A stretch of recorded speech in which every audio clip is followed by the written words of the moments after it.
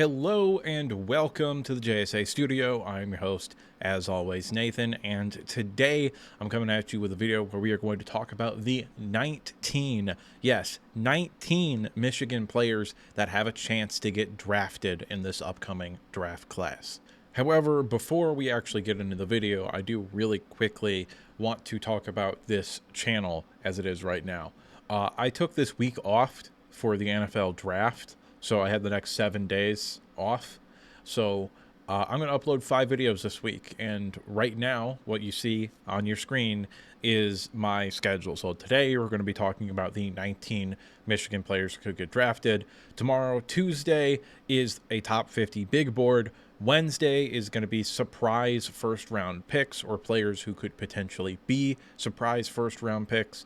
Thursday, I will drop a predictive mock draft where I try to predict how the first round is going to go. That will drop at noon on Thursday. And Friday, I will upload a video as quickly as I can reacting to the first round of the NFL draft.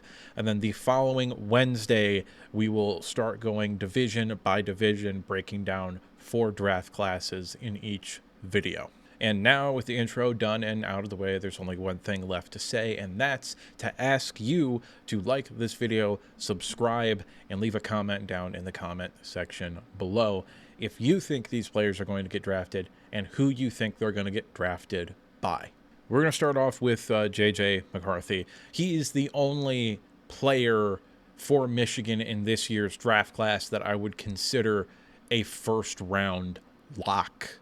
In terms of, I do not see a scenario where he does not go in the first round. I think his practical floor is the Denver Broncos at wherever they pick, 11 or wherever they pick. I can't remember off the top of my head. But his floor is the Denver Broncos because I think he fits Sean Payton's scheme very, very well, but also has a lot of upside as a player in general. But I do think the most likely place for him to get drafted is the Minnesota Vikings. And I do think that's probably the best place for him to go, even though I don't want him to go to the Vikings, because as a Michigan fan who lives in Michigan, I am also a Detroit Lions fan, and I don't want to have to root against J.J. McCarthy because I have like a personal rule where like I don't really care about your colleges once you go into the NFL for both positive feelings about your college and negative feelings about your college. Okay, case in point, Taylor Decker is my favorite Detroit Lion. He played at Ohio State. I don't really care that he played at Ohio State. Also, as cool as it is to have the GOAT be a Michigan man in Tom Brady, I did not like Tom Brady growing up because I was a Peyton Manning fanboy. So your colleges really don't affect me and my opinion of you once you're in the NFL. It's just your team. And I don't want to have to root against J.J. McCarthy, but I will root against him if he is a Minnesota Vikings fan. But selfishly, I want him to go to New York or Denver, preferably. Denver is my most preferred option for him in terms of players that could legitimately draft J.J. McCarthy. It's not going to happen. Nobody has the firepower that the Vikings have. They'll be able to outbid everybody and go up and get him. I think it's almost guaranteed at this point that if the Minnesota Vikings are not trading up to 3, then they're going to trade up to probably 5 and get J.J. McCarthy. These next 3 players here, Chris Jenkins, Mikey Sanderstill, and Junior Colson, are players who I would say have a real chance to get drafted in the first round, even though I don't think it's very likely. Chris Jenkins, I think, is the guy that probably has the best chance to slip into the first round because really all that it would take, in my opinion, is Byron Murphy going sooner than expected and Johnny Newton going a little bit sooner than expected. Then all of a sudden a team in the back end of the first round that kind of needs an interior defensive lineman might decide to take Chris Jenkins. Junior Colson is the guy that I would then say after that has the best chance to go into the first round because he is the best true Mike linebacker in this class. Which unfortunately I didn't really get to talk about in my top 10 defensive players position by position video. But he is the best true Mike linebacker in this class. The two players that I have graded above him as an off-ball linebacker are both Wills rather than Mike linebackers.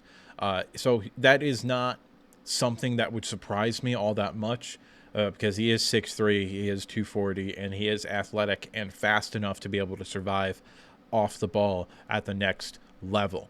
And even though I don't think it's a great chance that he goes in the first round, Mikey Sandershill, he is someone that I personally would feel comfortable taking in the first round. At Michigan, he pretty exclusively played the slot, and I do think that's going to be where he predominantly plays at the next level. However, I do think that he has upside as a sub-package player in other roles, as potentially a box safety or a back safety. I do think that is something that you could see him step into as his career goes on. As far as where I would like to see them drafted, we'll start with Chris Jenkins here. And Chris Jenkins, like, he's got to get drafted by the Ravens, right? Like, maybe in the back end of the first round. But he's such a perfect fit for that defense, the Raven-style defense that Michigan runs. He's such a perfect fit for that role that he has to get drafted there, or maybe by Seattle in the middle of the second round if he falls that far. But I would hope that he'd get drafted by the Ravens, because I think the Ravens have a better chance of winning a Super Bowl than the Seattle Seahawks do. As far as Junior Colson goes, I'm actually going to mock him to the Pats at the beginning of the second round, because they need a guy as a true Mike linebacker. And having Gerard Mayo, who was one of the best linebackers in the NFL when he played, who also has a similar build to Junior Colson when they played and a similar play style, I think that would do wonders for Junior Colson's development. So I think the best situation for him would be the New England Patriots. And Mikey Sandershill, I am going to decide that he gets drafted by the Carolina Panthers with one of their 2 first-round picks. A, because they need some playmakers on the back end of the secondary, but B, they also need wide receivers, so maybe Mike Sandershill can pull a Shohei Ohtani and play both sides of the football. Next, group of 3 here, Blake Corum, Roman Wilson, and Zach Zinter. These are all guys that I think are going to go early day 2, but I don't think really has a chance to go on day 1. Roman Wilson, right after the Senior Bowl, was getting mocked in the first round a whole lot. I didn't really see that, and I still don't. I have a top 75 grade on him. I really think that he's probably more of a middle to late second round kind of guy. Same thing with Blake Corum, even though I have a 4th round grade on him. Generally speaking, with my running back grades, you need to add 2 rounds to it.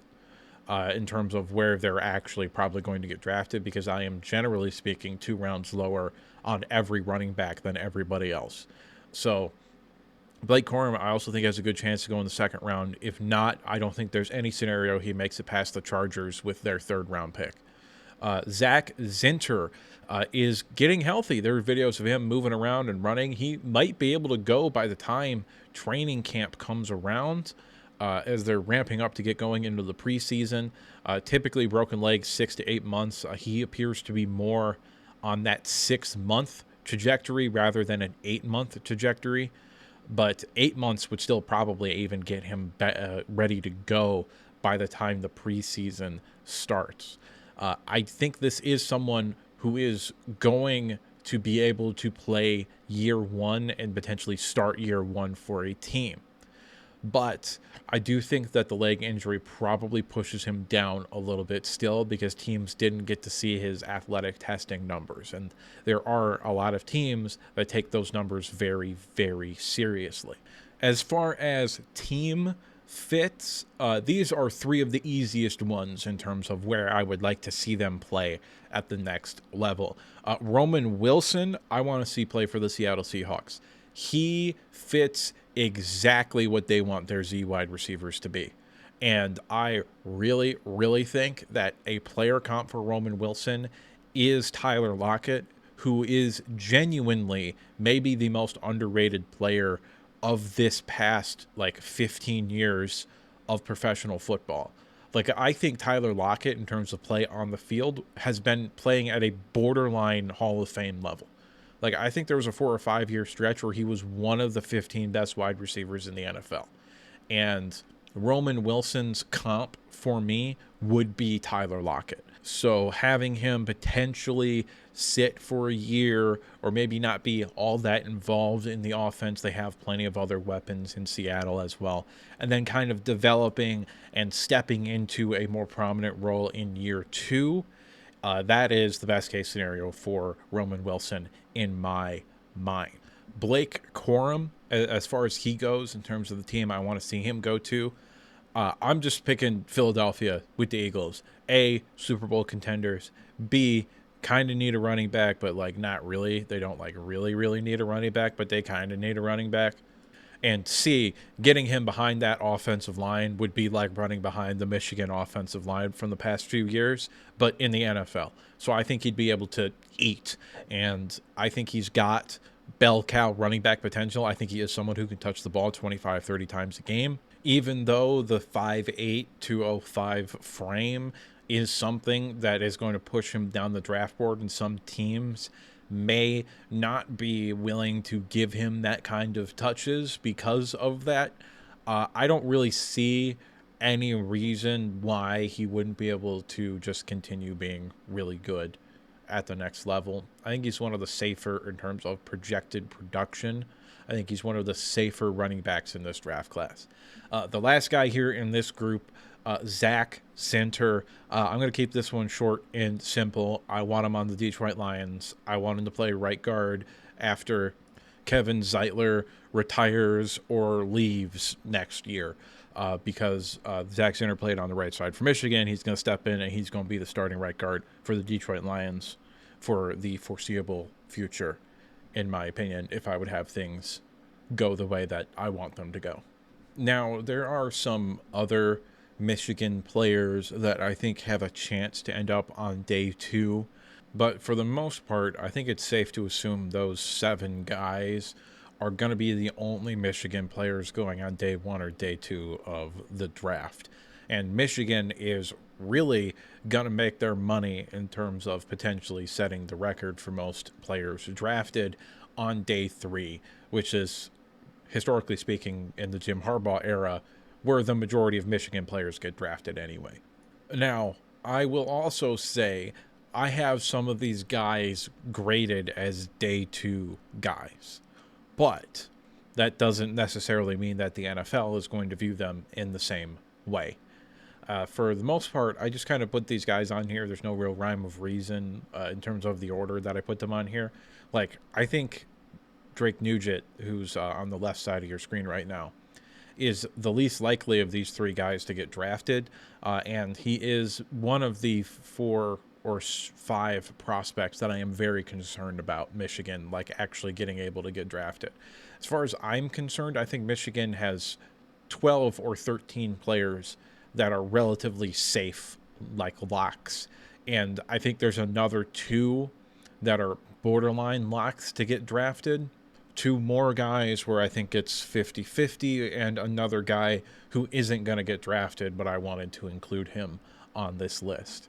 Drake Nugent here, we'll start with him in terms of actually breaking down these guys.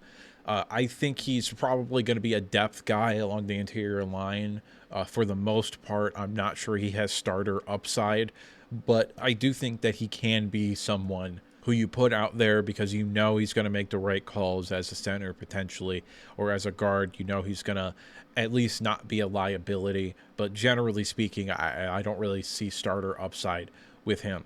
A.J. Barner, on the other hand, I think has a lot of upside. Same thing with Jalen Harrell.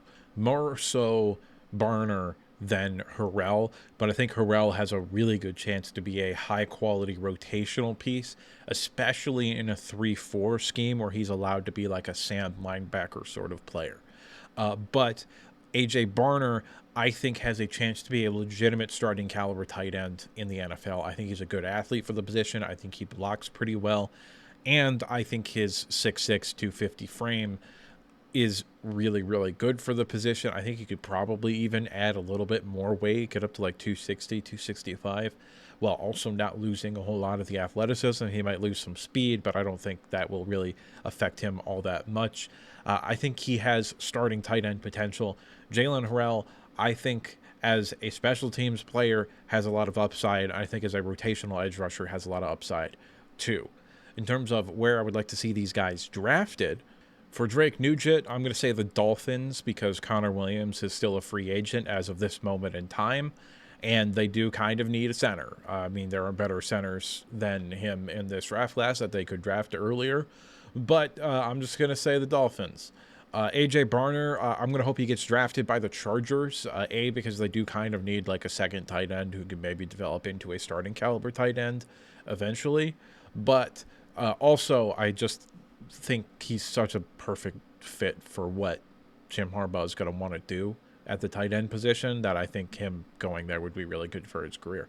Jaylen Harrell, I'm going to say he should go to either Seattle or the Ravens, probably more so the Ravens, because the Ravens, or at least last year when Mike McDonald was the defensive coordinator, they ran a lot more 3-4 in terms of dropping edge rushers into coverage and stuff like that, which is generally speaking what the scheme originally did. That scheme, that Ravens scheme that everybody wants to do so badly nowadays in the NFL and the college level, that scheme grew out of the early 90s Pittsburgh zone blitz scheme where they were dropping defensive linemen into coverage as an answer to the run and shoot style of offense. And the reason that I would want Jaylen Harrell to go to that team is because I think he actually plays pretty good in space. Like Michigan, more so early on during his time, like in 2022 when he was really just starting to get on the field, they did drop him into coverage a little bit, and he looked pretty good doing it. He looked like a natural mover. And I don't think that's something that Mike McDonald actually wants to do, because when he was calling the defense and had carte blanche to do whatever the fuck he wanted on defense at Michigan, he really didn't drop people into coverage a whole lot.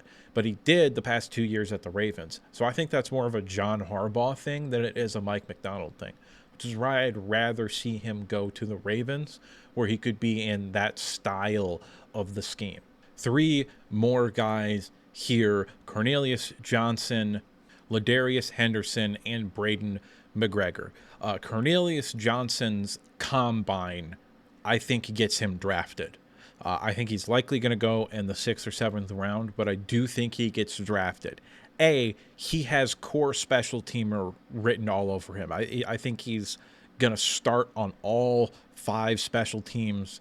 I think he's going to be a phenomenal special teams player at the next level, and I think he has upside as a 4th or potentially even a 3rd wide receiver at the next level. Ladarius Henderson is one of those guys that I think it's 50-50 whether he gets drafted or not. I was very high on him when he transferred from Arizona to Michigan, but I thought he was going to end up playing guard for Michigan, which did not end up being the case. He played tackle and kind of got exposed a little bit in pass protection, but he's not going to be a tackle at the next level. He's going to be a guard, and I think he's got the athletic upside to be a quality depth piece as a guard, but I'm not sure he gets drafted. He's one of those 50-50 type of guys. Braden McGregor is the last player here. Technically sound. He's a good, not great athlete, but he's big, physical, and he is someone who I do think is a little bit more scheme limited than some of the other Michigan defensive players. I think in order for him to stick in the league, it's gonna have to be on a 4-3 team. And when I was thinking about 4-3 teams in the NFL this year and how many of them use their edge rushers in a way that I would want Braden McGregor to be used, the one team that came to mind is the Indianapolis Colts. I think that they are a team later on in the draft that are going to be looking to add depth pieces for their edge rotation. And they're also a team, assuming Anthony Richardson stays healthy, that is going to be competing for a playoff spot this next year. So getting a guy like Braden McGregor, who I do think will be able to contribute right away as a rotational defensive lineman in both the run game and the pass game. I don't think he's someone where you're only going to have to use situationally like that. I think he can do both. He is someone who I think fits the Colts very well, and also something where they do need some depth along the edge room there. And also the Colts do run a more traditional 4-3 defense than most of the league. As far as the other two, Cornelius Johnson is another guy that I want on the Lions. I think they need a more outside type of wide receiver, and Cornelius Johnson is that. But then they also need someone who's going to block and fit the culture, and I think Cornelius Johnson is going to do that. And they also need someone that can be on special teams, and Cornelius Johnson can do that as well. Ladarius Henderson, the team that I was thinking of just in terms of like really bad offensive linemen, maybe they need to take 2 or 3 during this draft, that was the Arizona Cardinals. So I'm going to say that a good fit for him would be Arizona. Day 3, guys, part 3 here. 3 offensive linemen, Trente Jones, Trevor Keegan, and Carson Barnhart. Now, I think Carson Barnhart's versatility is going to get him drafted. And the team I want him to get drafted by is the Kansas City Chiefs. Simply because I want this dude to get a Super Bowl ring, and the Chiefs are probably going to win the Super Bowl next year because they're probably going to win the Super Bowl every year as long as they have Patrick Mahomes. Trente Jones is another one of those 50-50 guys where I'm not sure he gets drafted.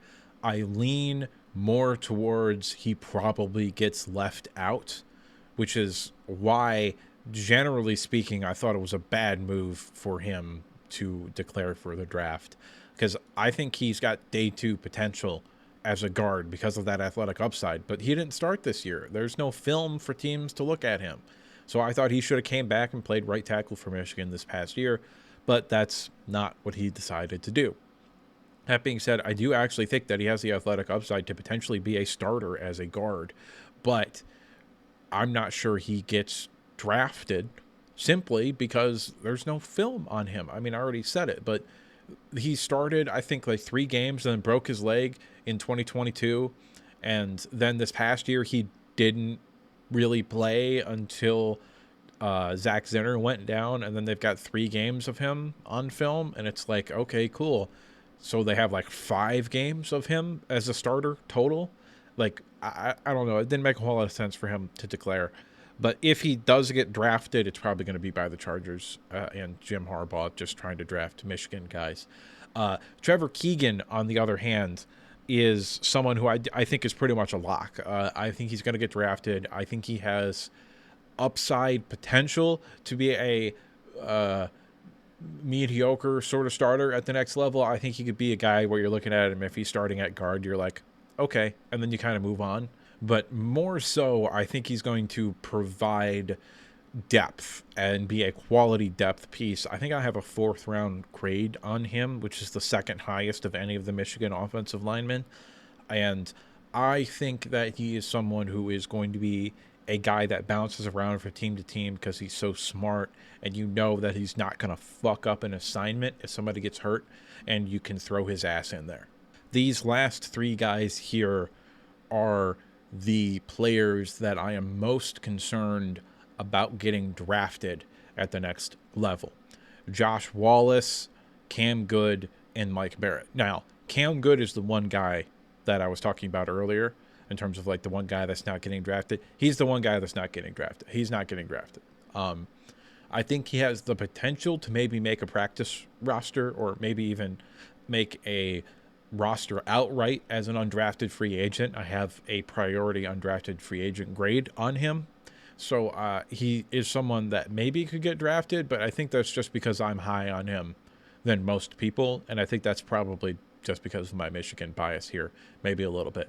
Josh Wallace is also someone that I'm way higher on than most people as well. I think he gets moved inside at the next level, and I think he could be a quality defensive back as well. But he is someone who did not test well athletically. He is someone that has limited upside on special teams and isn't going to play on the outside. So he's really only got like one role that he could be, And there are several other players that, even if Josh Wallace hits his ceiling, are probably just going to be better than him anyway. So he is someone that I am concerned about getting drafted. Mike Barrett is someone where he's very likely to just be a special teams player. I think maybe in very specific situations he could get on the field as a linebacker, but he's probably just a special teams player. Now, of these three guys, I think Mike Barrett gets drafted. But I'm still kind of 50-50 on whether he gets drafted or not. And in terms of the record, in terms of Michigan setting the record, they need to get 16 players drafted. And I've got 13 players where I'm pretty sure they're going to get drafted. And by pretty sure, I mean I would consider them a lock. And that's the two offensive linemen, Trevor Keegan and Zach Zinter. That's the two wide receivers, Cornelius Johnson and Roman Wilson. Blake Corum, A.J. Barner, and J.J. McCarthy. And those are the 7 offensive players that I would consider very likely to get drafted. The defensive players that are locks to get drafted, in my opinion, Mike Sandersill, Junior Colson, Chris Jenkins, Jalen Harrell, and Braden McGregor. And the 13th player is one of the other 4 offensive linemen. And I think that's very likely to be Carson Barnhart as that third one that gets a lock. But I think somebody's going to draft one of those offensive linemen just because of how smart and technically sound they all are. So that 13th player is, for the purposes of this conversation, going to be Carson Barnhart. Guys that I lean towards getting drafted are going to be Mike Barrett and Drake Nugent. I think they get drafted. I'm not sure where, probably 6th or 7th round. And that puts us at 15, meaning we need one of Cam Good, Josh Wallace, Trente Jones, or Ladarius Henderson to sneak in to the draft. And of those guys, I think Trente Jones is the most likely one, although it also would not surprise me if Josh Wallace gets drafted as well, which would put us at 17. But I think it's more likely that Michigan gets to 16, and then that's the end of it. But I think for all intents and purposes, there's 13 locks, with maybe the 13th guy maybe not really being a lock, but I think Carson Barnhart's going to get drafted just because he has literally started games at 4 different spots along the offensive line, and he could also probably learn center if you really wanted him to. So I think that versatility gets him drafted. I think Trente Jones has some athletic upside, and I'm not sure he would have declared if his agent hadn't given him some positive feedback maybe to get drafted as well. But I think there's a good chance that Michigan could set the record for most players drafted in this year's draft class, and that's kind of the path that I see it happening. And unfortunately, that is all that I've got for you today. So it's at this point of the video, I'd like to say thank you for watching and remind you to like the video if you liked it, subscribe if you want to see more content like this, and if you disagree with me at any point, or you just have something to say, like I said earlier, go ahead and let me know where you think these players get drafted or when they get drafted. But if you disagreed with me about my perspective on a player or where they should go ahead and let me know down in the comment section below. And now, with the outro done and out of the way, there's only one thing left to say, and that's that I'll see you next time.